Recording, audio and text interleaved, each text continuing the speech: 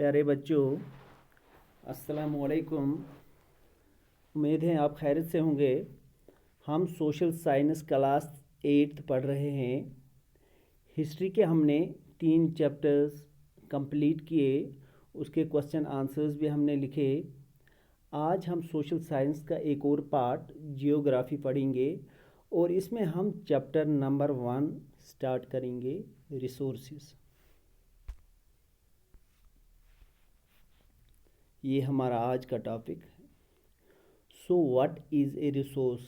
Resource किससे कहते हैं? Anything that can be used to satisfy a need is a resource. कोई भी ऐसी चीज़ जो हमारी ज़रूरत को पूरा करें वो रिसोर्स कहलाती हैं।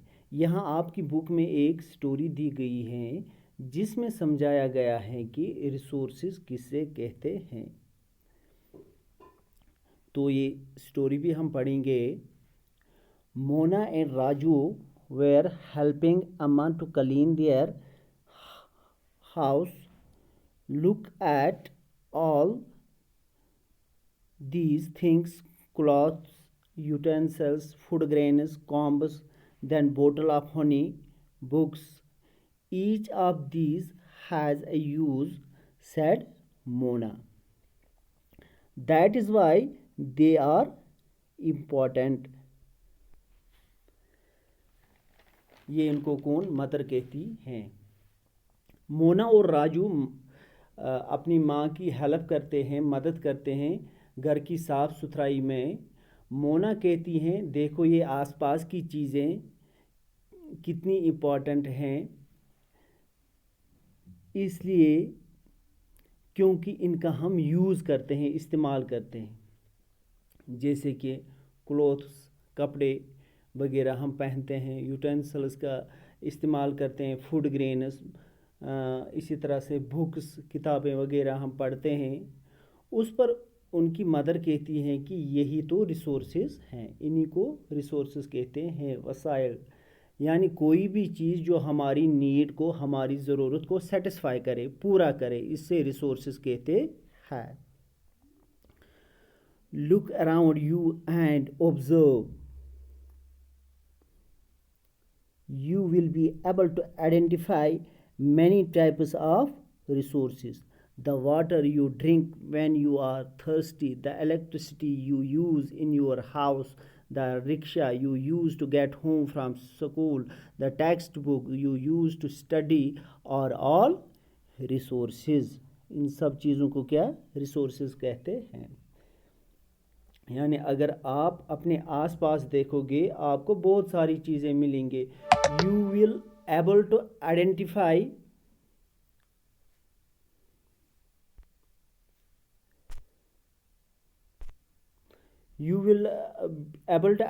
many types of resources. जब आपको प्यास लगती है तो आप पानी पीते हो। इलेक्ट्रिसिटी जो आप अपने घरों में इस्तेमाल करते हो, टेक्स्ट बुक्स, किताबें जो आप पढ़ते हो, ये सब रिसोर्सेज हैं। Water, electricity, vegetables and textbook have something in common. They have all been used by you, so they have utility.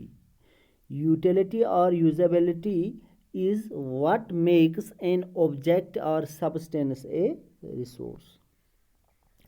अब जो ये पानी, बिजली, किताबें जो हम घरों में इस्तेमाल करते हैं, इन सब चीज़ों में एक कॉमन है।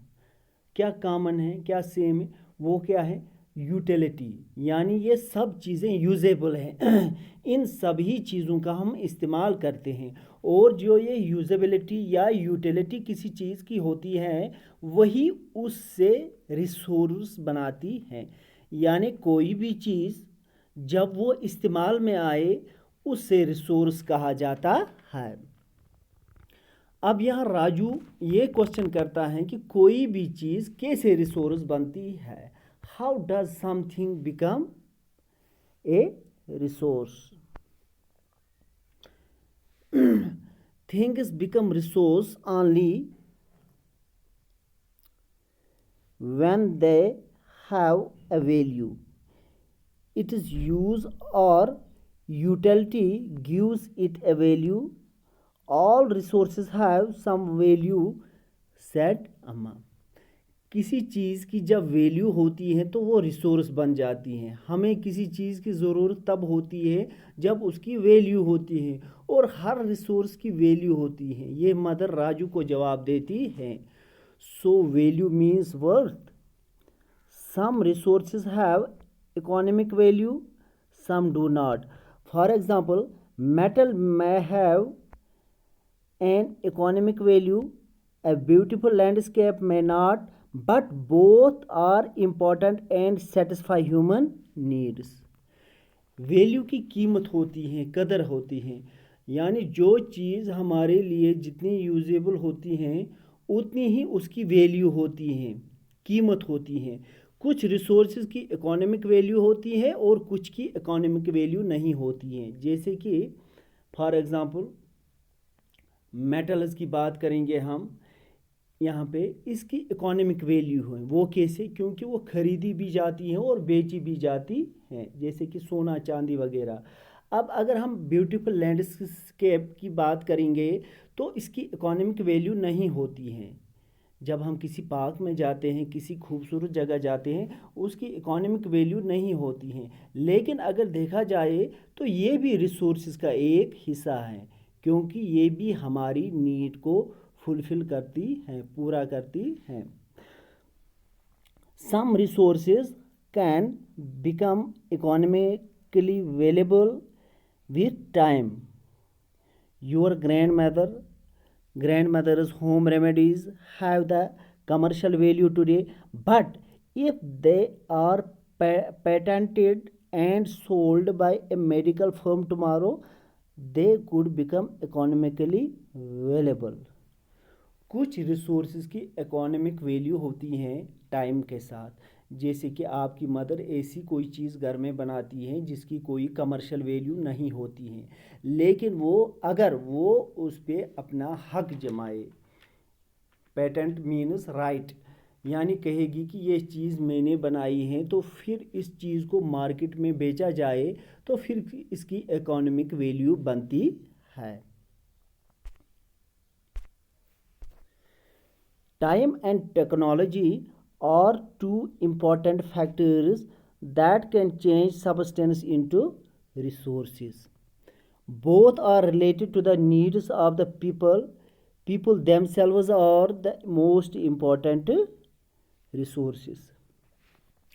टाइम और टेक्नोलॉजी दो इम्पॉर्टेंट फैक्टर्स हैं रिसोर्सेज के, और ये दोनों लोगों की ज़रूरतों के साथ रिलेटेड है.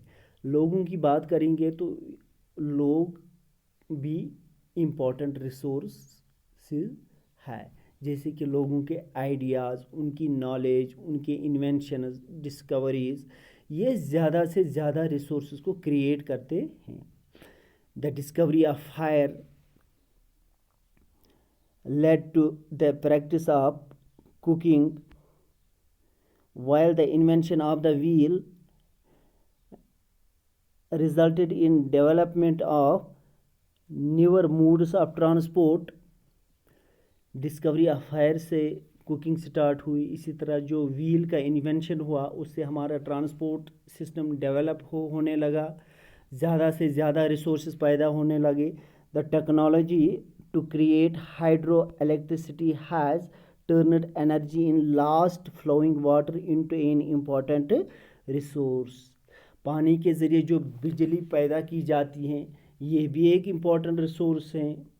इंसान की बात करेंगे तो ये खुद एक इम्पॉर्टेंट रिसोर्स है, यानी कोई भी चीज़ जिसकी वैल्यू होती है, यानी जिसका यूज़ होता है, वो रिसोर्स कहलाता है. ये था हमारा आज का टॉपिक रिसोर्सेज के बारे में. अब हमें इसकी टाइप्स डिस्कस करनी है. टाइप्स ऑफ रिसोर्स हमें पढ़नी है. ये हम इंशाल्लाह अगले वीडियो में डिस्कस करेंगे. अल्लाह हाफ़िज़.